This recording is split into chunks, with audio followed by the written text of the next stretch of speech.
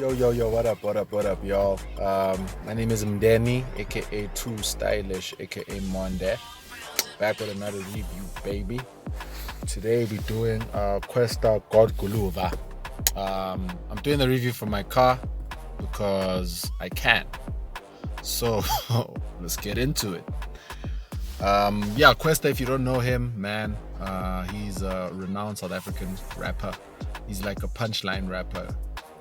Specializes in Kasi rap. He started out 2008. This is only for the people who don't know. 2008, he was signed to legendary rap crew record label Bada Bing Entertainment, which housed Squatter Camp, legendary South African rap crew, whom Flaba, who I referenced earlier, was a part of that crew. So yeah, this is his fourth studio album.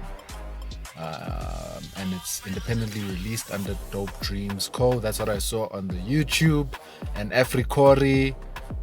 So yeah, just to give you a bit of background on this album, previously they had started a record label called Rap Life Entertainment with a couple of other guys. And not to get too much into that, the label has disbanded. It's up in flames. The guys are at each other's throats over monies and all those types of things, ownership and intellectual property. There's so much on YouTube that you can go and see on this topic. I ain't a gossip channel, so I ain't getting into all of that. But yeah, Kwesta is no longer with Rap Life. So yeah, let's get into this review on God Guluva.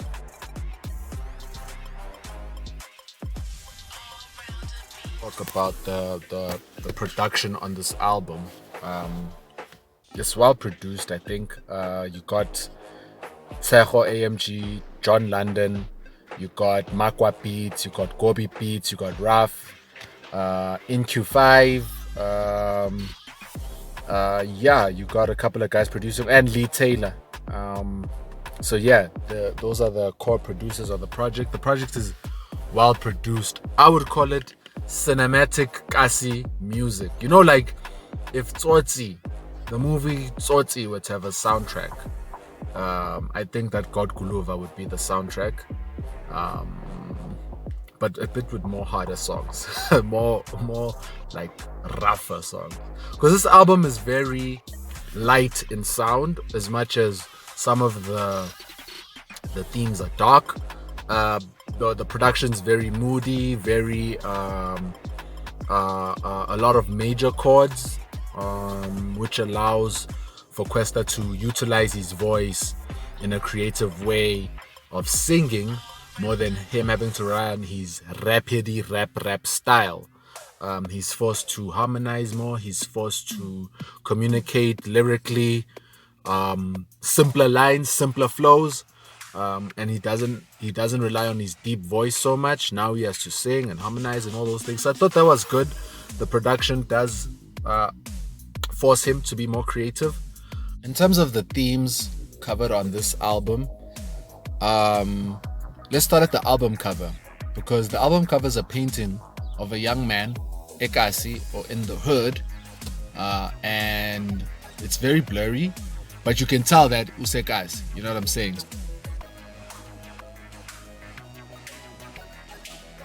So it was painted by Nelson Makamo, world-renowned South African painter, artist. The core theme seems to be Kwesta looking back at the journey that he paved from struggling to him being at the top, and even the struggles that he faced at the top, and how maybe the struggles and the lessons that he learned when he was at the bottom can help him get through the struggles that he's facing at the top. So I think that that's kind of the idea behind the album. And that blurry image of this kid, Ekasi, ties into a line that Kwesta had on the last song, where Kwesta says, I looked back and I almost didn't recognize who I was in the past and who I am now. And I'm wondering if who I was in the past would be proud of who I am now. That was very heavy. From Kwesta, and that's why I say the album's mysterious, because at certain points in the album you kind of have to understand which perspective is Kwesta rapping from. Is he rapping from the perspective of the memories he had when he was Ekasi struggling? Is he rapping from the perspective of the struggles he's facing now? Is he rapping from the perspective of the high he's on in terms of reaching the height of the music industry, being one of the most renowned artists? That was one of the things that stuck out to me. I think this album's a lot about representation, metaphor. He even said in the line, he's here to shine the light, Ekasi.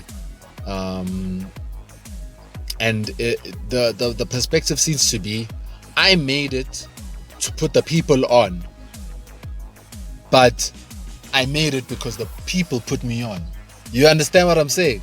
So that was also another interesting dynamic, and it comes out in some of the lines he has. Like in the opening song, he says, "You took all the power you gave me," right? We said he's the best because he harnessed the power of his rap and he became the best. So we gave him the power, we crowned him king. So he says in that line, "You took all the power you gave me. I gave you the power to save me. Nothing to hide except all my emotions. Heartache is not for the mainstream." So as much as I feel like the opening song is about music, like he's talking about his relationship to music, that music gave him the power. I feel like that's also to the people, like the people gave him the power. But now we don't want to hear about his pain. We just want you to release music, Kwesta. Don't tell us about what you're going through. Don't tell us about rap life and all the IP issues. That's for you to sort out. We just want to hear the music. You know what I'm saying? So I feel like that line speaks to that. Like, heartache is not for the mainstream. And even says, "I gotta be strong because it's you who sings these songs that make me famous."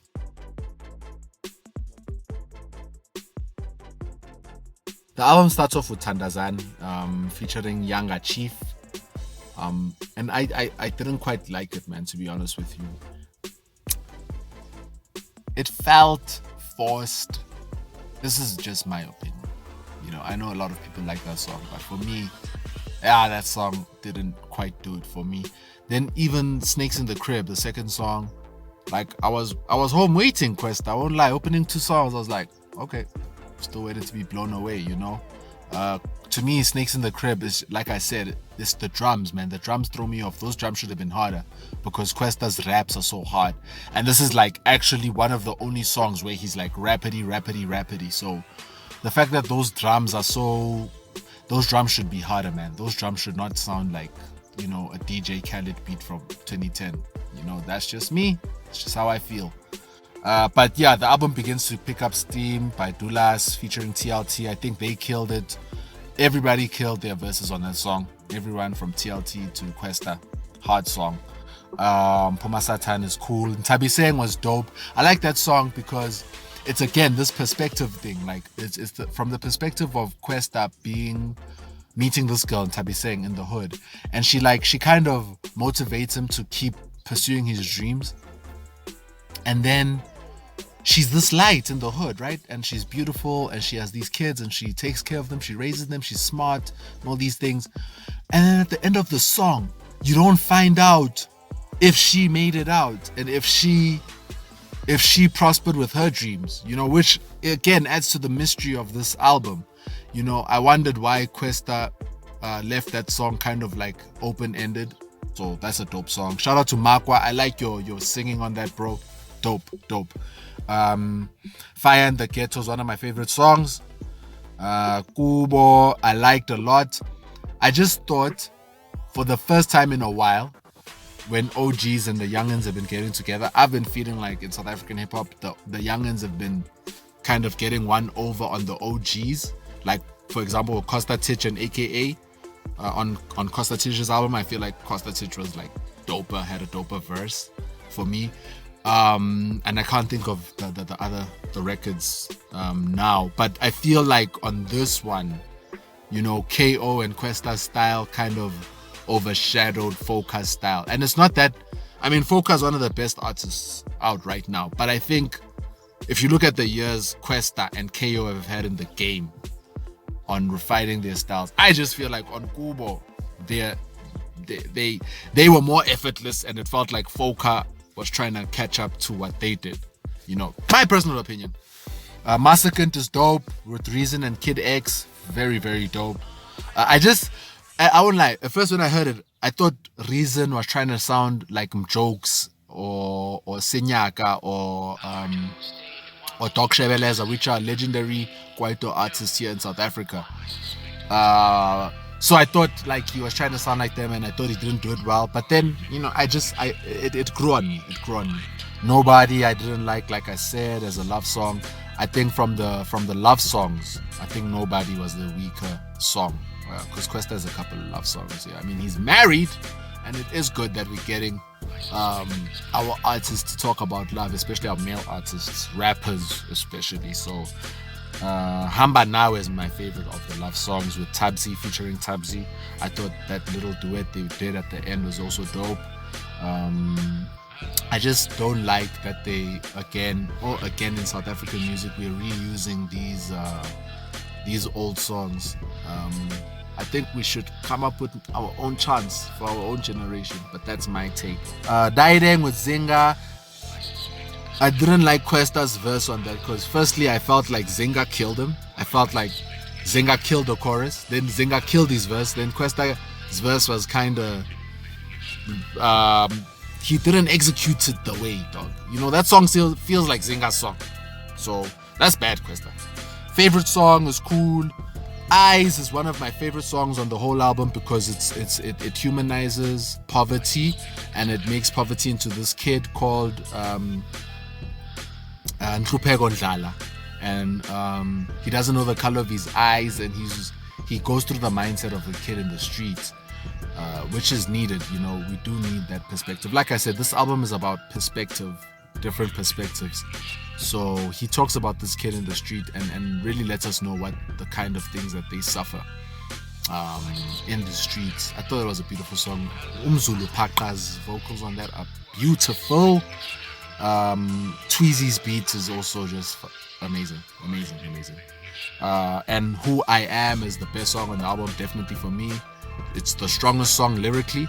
It's the most emotional song, even though it's the most lyrical song, and it kind of explains everything I said about the theme of him questioning who he became to get to the fame, who he became, who he had to become to get to this fame.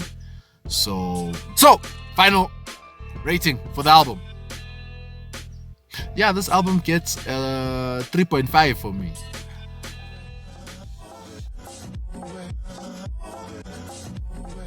3.5 for me. I'll tell you why I gave it a 3.5. It's just the sequencing, the way this album was sequenced. Like, just starting with those first two songs for me threw me off. I really was like, you know, those weren't strong intros to me, especially after a 5-year haters Kwesta, bro. But yeah, in terms of the overall album, the album's solid, man. Tell me what you guys thought of it. Let me know if you liked it, if you didn't like it. Let me know some of your favorite songs. Make sure you comment on this, like this video, subscribe to my channel, share this video if you can, and yeah, I will see you at the top.